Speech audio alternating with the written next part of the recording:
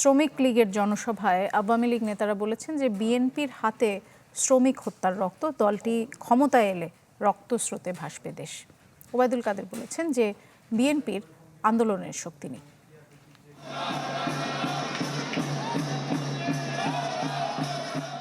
জাতীয় শ্রমিক লীগ আয়োজিত মহান মে দিবসের জনসভায় দুপুর থেকেই বঙ্গবন্ধু এভিনিউতে আসতে শুরু করে সংগঠনটির বিভিন্ন ইউনিটের নেতাকর্মীরা।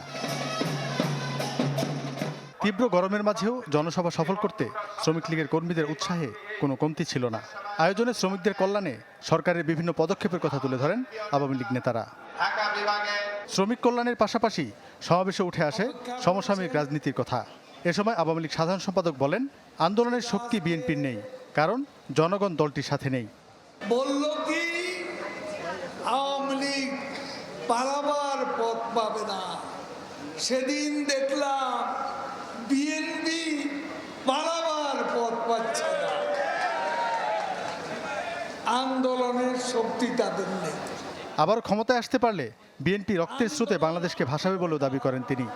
তাদের হাতে বাংলার কৃষকের রক্তের দাগ।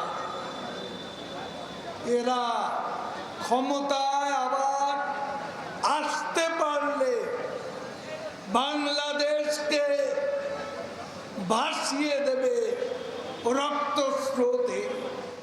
আওয়ামী লীগ সাধারণ সম্পাদক বলেন, তাপদাহের মতো প্রাকৃতিক দুর্যোগের জন্য বিএনপি আওয়ামী লীগকে দায়ী করছে। বিএনপির এক নেতা বলছে এই অতিরিক্ত গরম এর জন্য দায়ী শেখ হাসিনা সরকার। জোনায়েদ খান, চ্যানেল 24, ঢাকা।